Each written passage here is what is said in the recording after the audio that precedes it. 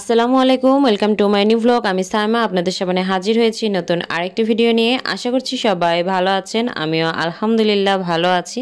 Thumbnail দেখে বুঝেই ফেলেছেন যে আজকে আমি কি ভিডিও শেয়ার করতে চাচ্ছি। 1971 সালের যুদ্ধ না দেখলেও 2024 সালের যে জুলাই মাসের যে যুদ্ধটা, সেটা কিন্তু আমরা সবাই সাক্ষী হয়ে রইলাম। এই প্রজন্ম অনেক মায়ের বুক খালি হওয়ার পরে আজকে এই দিনটা এসেছে। তো সেইটারই বিজয় উল্লাস আজকে টাঙ্গাইলে কেমনভাবে উদযাপন করছে সবাই, সেই ভিডিওটা আপনাদের সাথে শেয়ার করব। তো চলুন দেখে আসা যাক।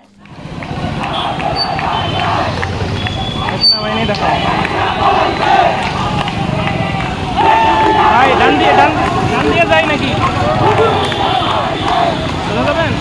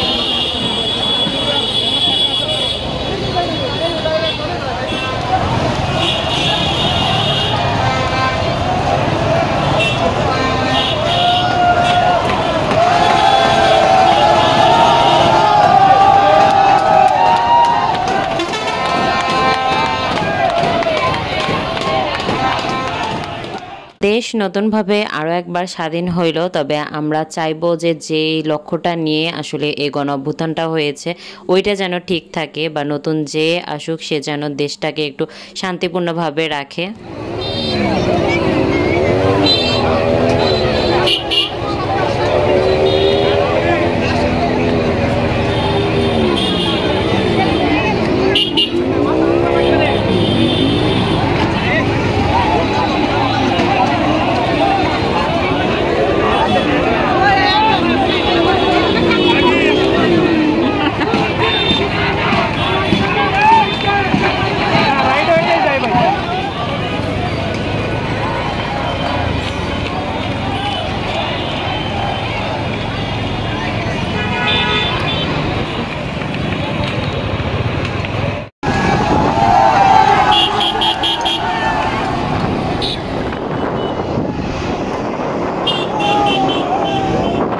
তবে দিনটাতে আমরা আনন্দ উৎসব করলেও আসলে কিছু অপ্রীতিকর ঘটনাও ঘটেছে, যেগুলো একদমই কারোই কাম্য ছিল না।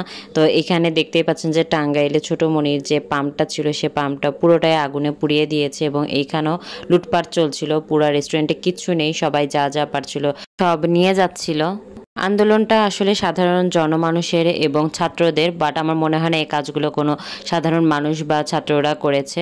তো এইরকম পরিস্থিতি আসলে খুবই দুঃখজনক ব্যাপার। সবশেষে বলতে চাই, এই আন্দোলনের জন্য অনেক মানুষের প্রাণ গিয়েছে, সবাই হাসি মুখে প্রাণ দিয়েছে, কেউ একটা বড় পিছপা হয়নি মৃত্যু থেকে। মানে এই তরুণ প্রজন্মের কাছে আসলে এরকম আমরা আশাই করিনি, তবু এই তরুণ প্রজন্ম দেখিয়ে দিল যে তরুণ প্রজন্ম চাইলে অনেক কিছু করতে পারে। অনেক জায়গায় দেখলাম যে হিন্দু পরিবারের উপরে হামলা করা হচ্ছে, এটা তো আরও বেশি দুঃখজনক, কারণ এই আন্দোলনটা কিন্তু কোনো একটা নির্দিষ্ট জাতি গোষ্ঠী বা কোনো একটা নির্দিষ্ট ধর্মের ছিল না।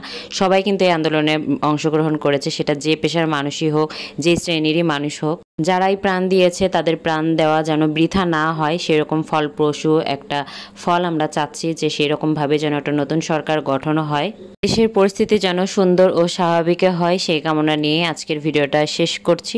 ইনশাল্লাহ দেখা হবে নেক্সট ভিডিওতে। সবাই ভালো থাকবেন, সুস্থ থাকবেন। আল্লাহ হাফেজ।